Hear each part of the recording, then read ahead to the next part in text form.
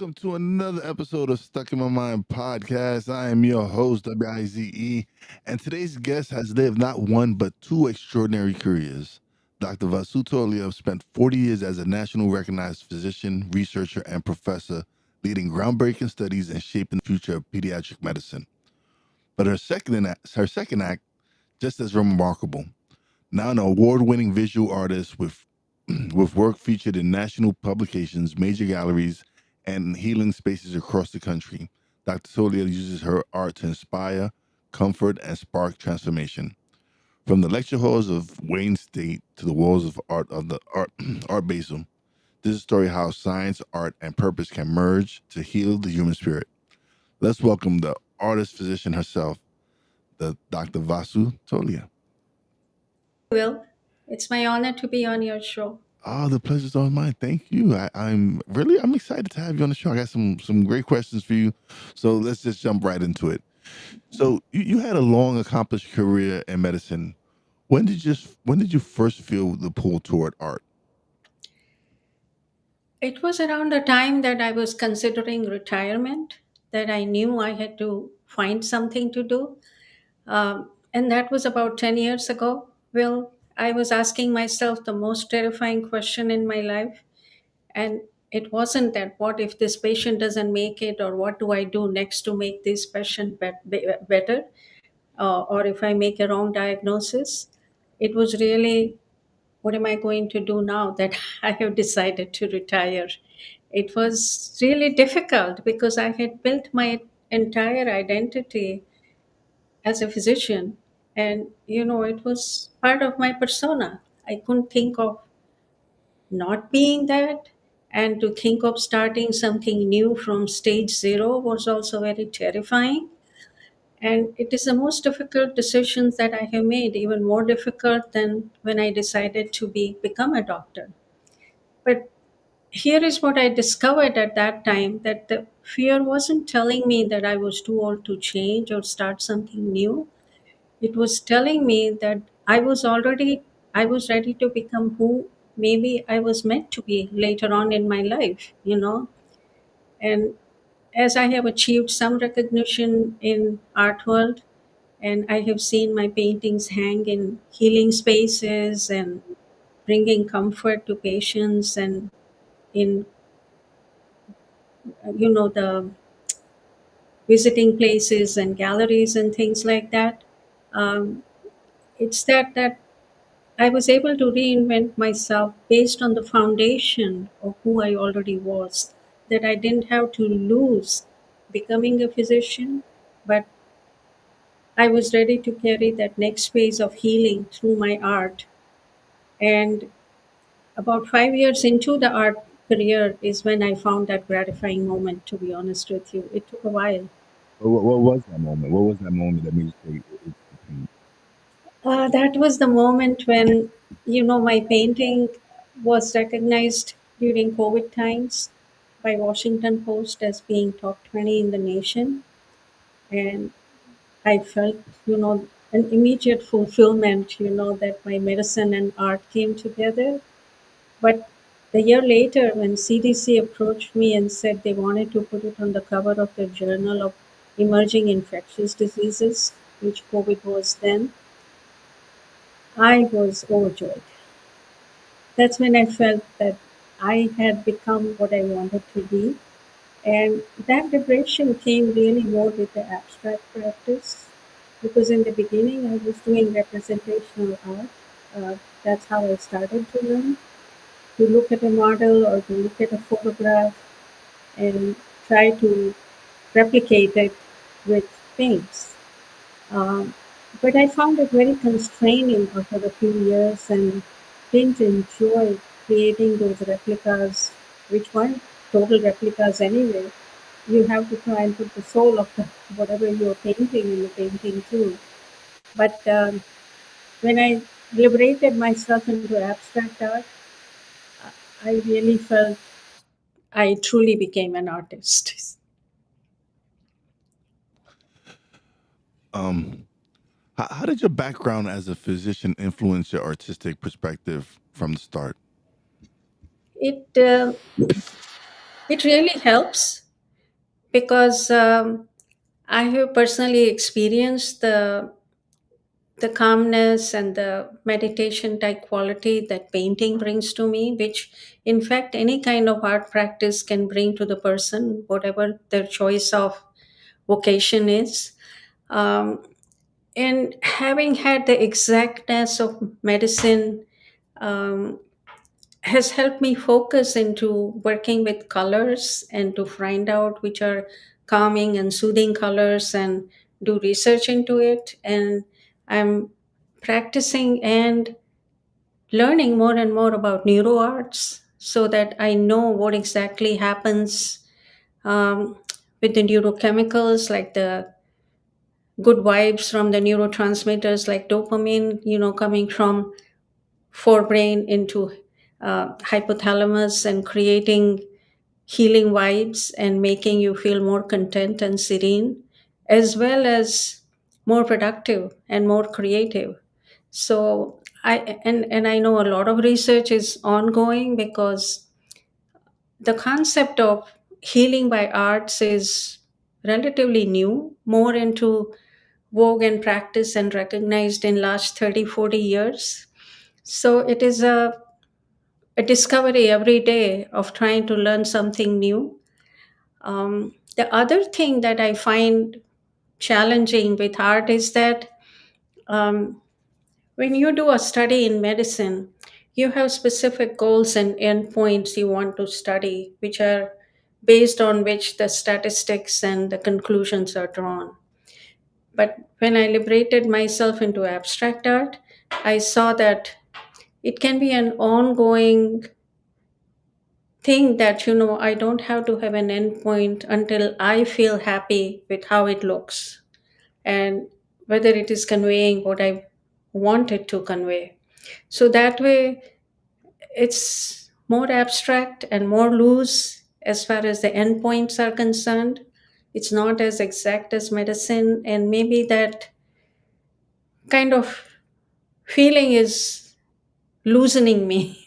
Like it feels more liberating and relaxing rather than exacting and stressful. So, what were your biggest fears in leaving a secure, prestigious career for a creative path? Like, I know, like you mentioned before that you didn't know like what you were going to do after you retired. So, what was that process for you? Um, it was painful um, because when I first entered an art classroom, um, I had to start from level zero. Um, there were people at various level in the same class. There were about 8 to 10 people, and some were more advanced. And So, you mean you weren't an artist before you started doing your art, or after I retired, oh, you didn't do art before? You like yeah, no, no, not even like drawing or anything. You just only whatever was needed for the sake of medicine, like to do the drawings of guinea pigs and cockroaches and yeah. things like that. But you didn't. Your art wasn't your thing. Like this is something you dove into and I really didn't have time for that while studying medicine. And when I grew up in India, um, that kind of visual art was not part of our curriculum at all. It was more like home science and knitting and embroidery, working with fabrics and all. But those were also limited to arts classes. Our curriculum demanded that we choose between arts, commerce, and science when we entered the ninth grade. And so because I chose science, I was no longer exposed to even those other arts. mhm. So, were there skeptics in your life when you made the transition, and how did you handle them? Um, I handled it with a lot of trepidation. Um, it was very, I was very nervous about it because when I was entering shows and doing things after a few years of learning arts, Once the first prize I won was a third prize at a group show of Detroit Society of Women Painters, and I was thrilled. But after that, a year passed, and then I kept on entering group shows and no awards, no nothing. Um, so then I said, I have to persevere. I can't just expect an award or a prize every time I enter something, because it's like doing a research paper. When you're writing a medical research paper, however well you thought you dealt with the subject and your conclusions and analysis and everything, it was not unusual for journals to reject it or find 15 different faults with it, or some may not even give you an opportunity to revise it, and some may say we will reconsider it after you make these changes or address these issues and things like that. So kind of rejections and all, they were ingrained in me that in order to grow forward, sometimes you have to face a few failures or setbacks. So it wasn't that hard, but it was disappointing. um, but slowly and gradually, I have persevered, and I do solo shows and show my body of work on different themes, and I find that very fulfilling.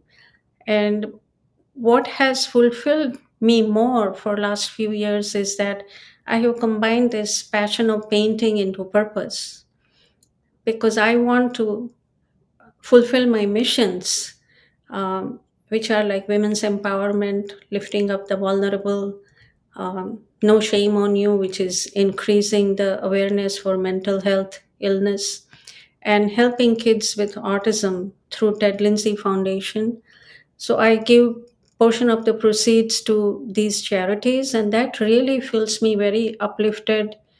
And I feel that people who purchase my pieces hopefully also feel that they are not just beautifying their space, they are also contributing towards a community cause that may make them feel also good about beautifying their space. But what did your early work look like compared to where your art is now? My early work is more representational, like flowers and animals. um, my children were a lot into animals, and Bengal tiger is one of their most favorite animals. So I painted quite a few tigers. And my son's first company, um, the logo was the tiger paw. So I have made paintings for them with the tiger and the paws, and our, elephant headed demigod Ganesh in it, for bright beginnings and future.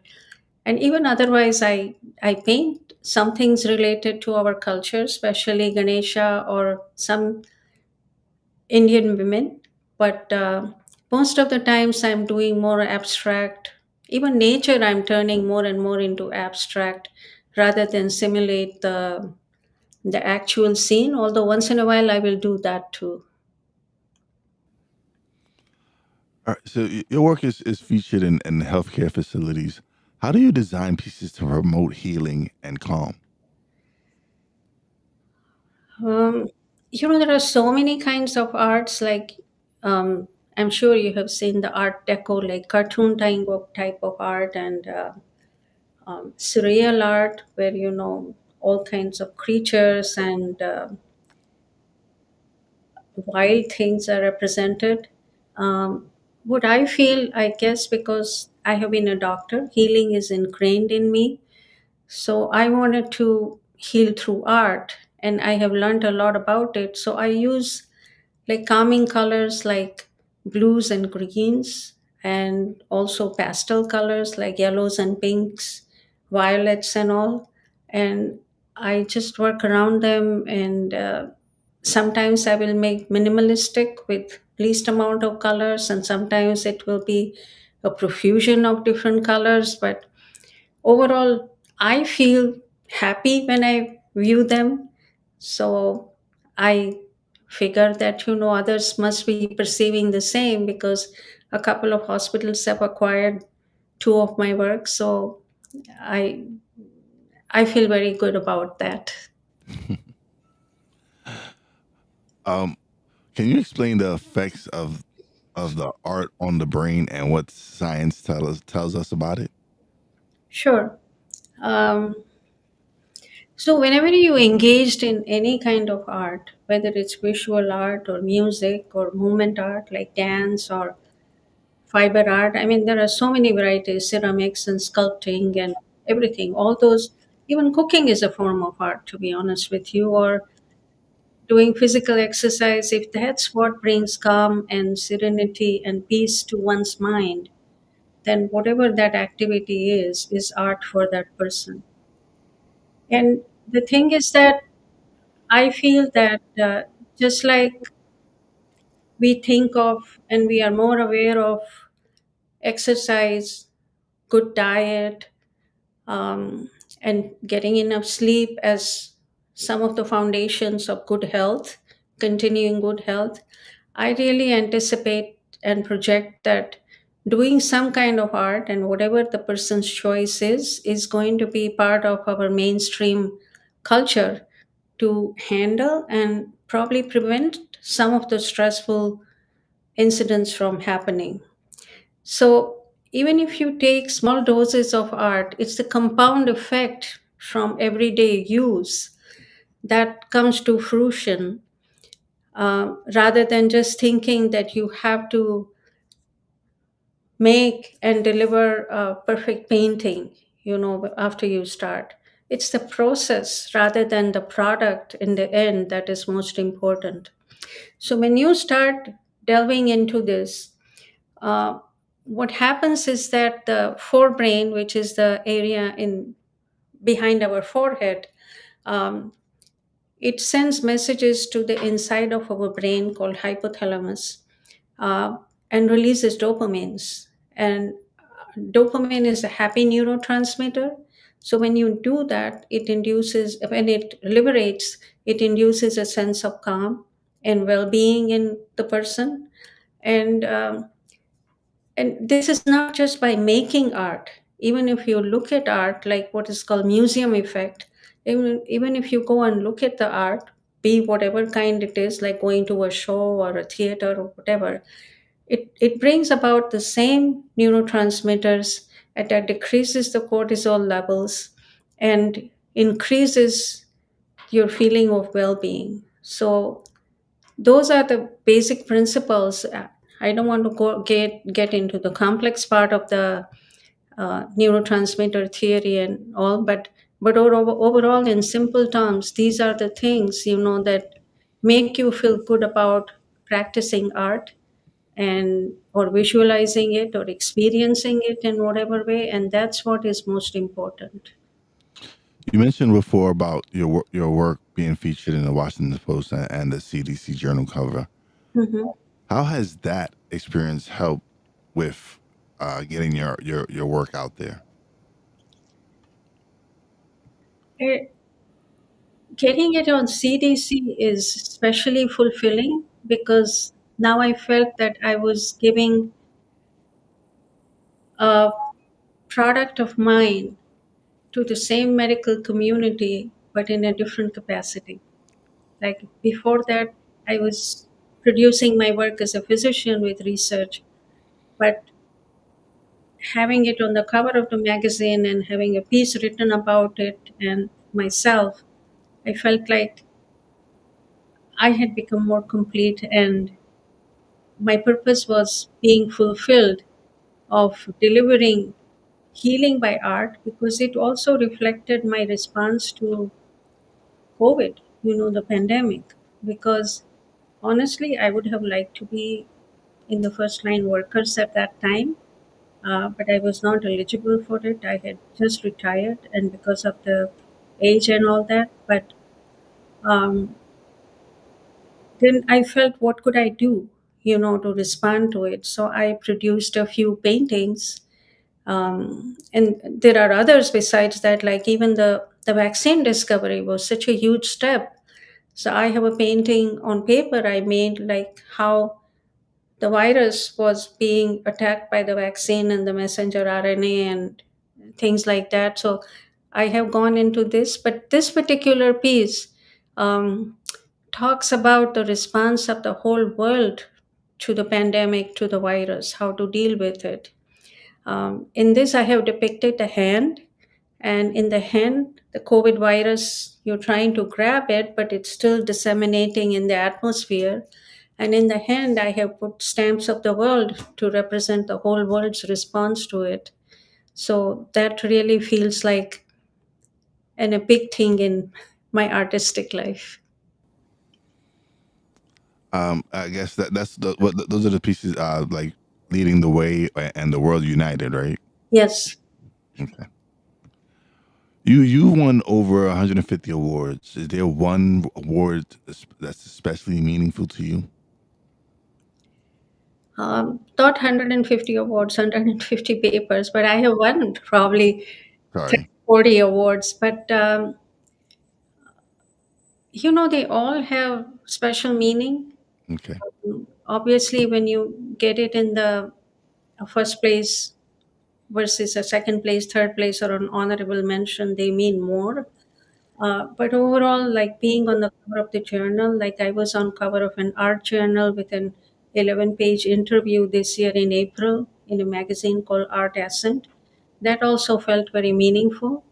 And these are really like stimulators for continuing to do what I'm doing and try to put in my best at whatever I do. So they are really like more of an inspiration to continue to do and fulfill myself and others, because I hope that by projecting myself with my second career, how to reinvent oneself, I'm hoping to give some inspiration to others who might be having second thoughts about it or not ready for it, may be inspired.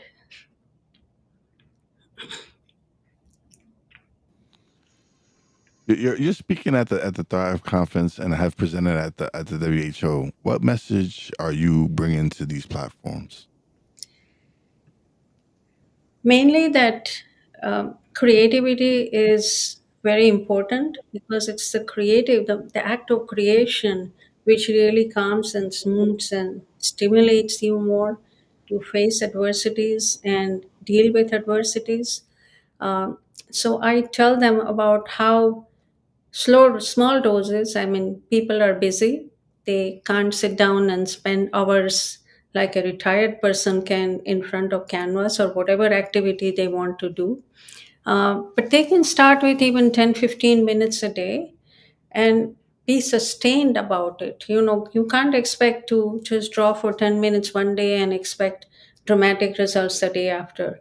It has to be a slow, ongoing process for the effect to take place. And slowly and steadily, they will feel it. And I'm not suggesting that they have to spend hours, like I already mentioned, 10 to 15 minutes. And to that purpose, well, I have devised some special booklets dealing with different kinds of way of creating, becoming creative, like with small lessons and small um, prompts and given suggestions. So if they follow it, these are downloadable. And if they follow those steps, at least they have some guidance about what to do and how to get started. And after that, depending on their passion and um, where they want to go, they can decide whether they want to continue that or they want to do some other kind of art form or vocation. Um, like painting and drawing is not for everybody. It can be music, dance, whatever. I already mentioned so many things. And writing, I think writing is also very cathartic. You know, I write a lot too. I write poems also. And when you empty your heart out in words, I think you say things that you are not able to express verbally when you write down. So many forms of all these activities are available, which can really be de stressing.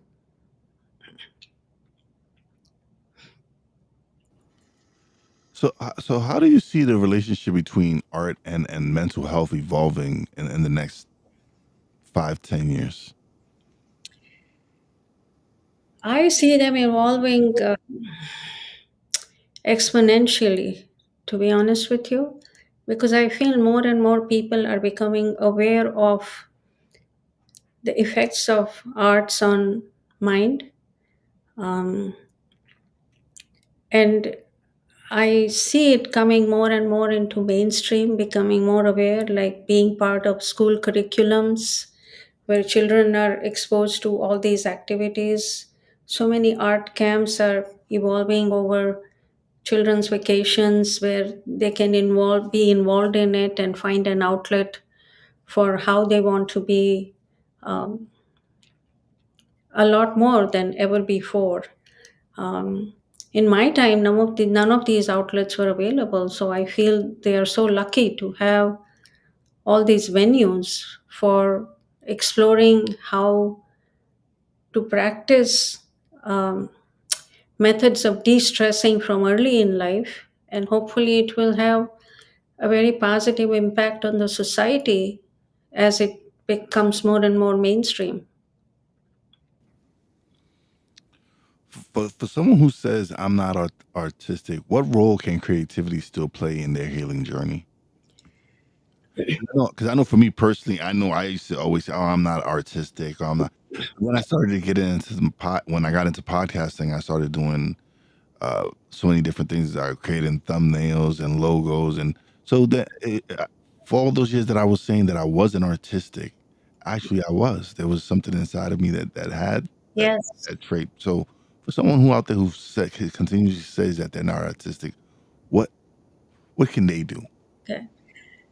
Well, to everyone listening, I want them to understand that you already have everything you need to create something meaningful. The question is not whether you are artistic or talented enough or young enough. The question is whether you are brave enough to let whatever wants to be expressed through you find its voice. So the world needs everyone's unique vision, their particular way of seeing and feeling, and translating life into whatever medium or vocation calls for them. So, so I think you don't have to be a perfect artist, like I said earlier, that you don't have to create a perfect painting. You can just doodle, you can just make lines, write words, dabble in colors, do whatever you feel like doing. Uh, and eventually, if you are meant to become a real artist, you will slowly find ways to pursue it more and more and learn more about it and become very good at it. Are there new themes or mediums you want to explore in your upcoming exhibits, upcoming exhibitions? Yes, I started with acrylics and then I started to use mixed media also. And in mixed media, you can just put everything you can think of. Like you can put soil and sand and shells and fabric and papers and all what we call found objects like buttons and strings and nails and things from nature also. Like I have actually used dried real flower petals and things like that in the paintings also. So it's a it's an adventure, to be honest with you. And I like to keep on learning new techniques. I take workshops where I feel I can learn more because I haven't done the art school per se, that I don't have a BFA or an MFA with my name. So I feel I'm not constrained by the principles. I just go more by intuition, and I'm I don't fear experimenting and trying different things. Like, and to be honest with you, there is so much new that's coming out in the art world. Like earlier this year, I took a workshop with alcohol inks that I had never worked on it before. Um, And I continue to find those kinds of things and try to learn and in include that in my new repertoire. um, but still I keep on going back to paints, and because I feel the fluidity of the paint I find easiest to work with, and um, it's the most natural medium for me. But what do you hope your legacy will be as both a physician and an artist? um, I already have a legacy as a physician because of my research and teaching and mentoring background. um, I'm very proud to say that my legacy is not in the number of my publications or book chapters as a physician, but also in my trainees, because I have trained more than 20 pediatric gastroenterologists, and I'm very proud to say that more than half of them have become division chiefs, in their respective institutions where they have gone to. But as an artist, I want to be remembered as somebody who created and practiced healing art while combining my purpose with passion, or passion with purpose is probably a better way of saying it. Um,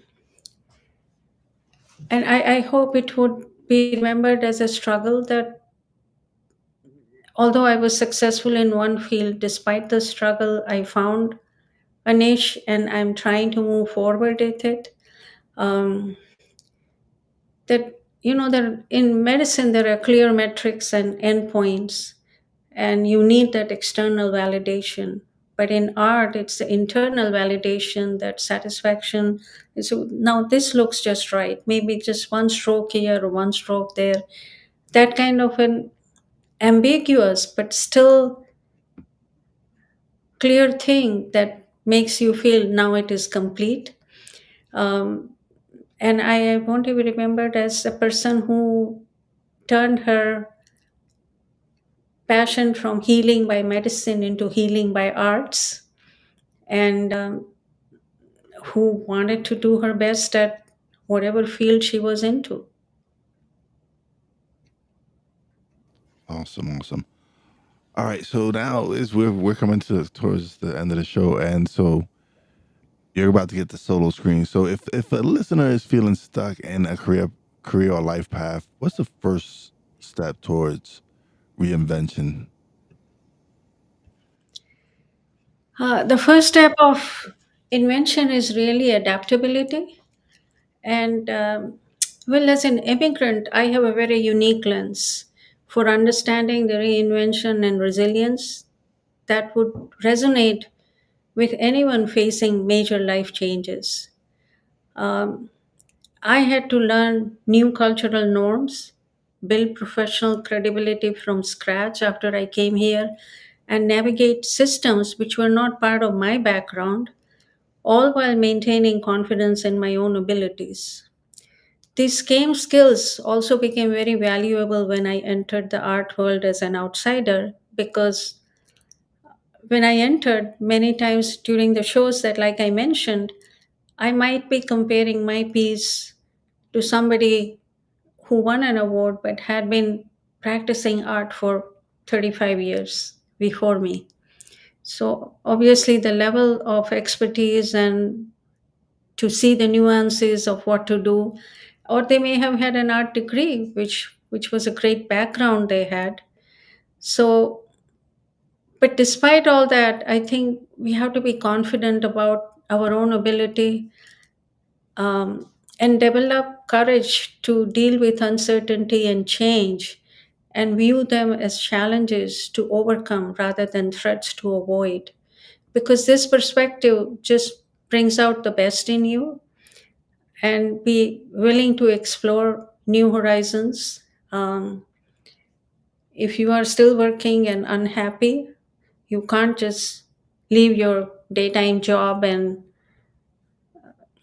start exploring going into wilderness unless you had sufficient funds to back back you up, but slowly and gradually you have to delve into things, into the field of reinvention.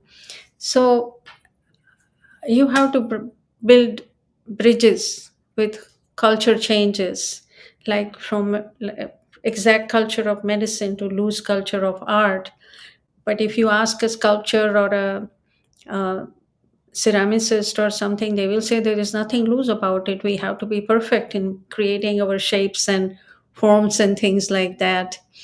So finding a common ground, um, that identity is more flexible than most people believe, and that you just maintain your core self and your core values while adapting to new environments and expectations, and try and bring out the best in you.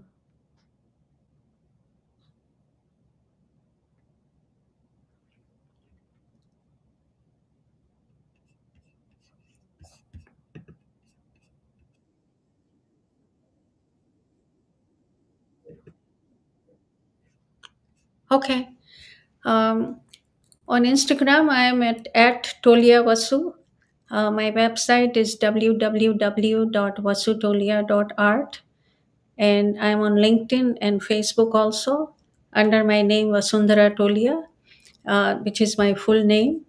Um, and I'm available for custom art and for your show, for your um, audience today. I have a special gift.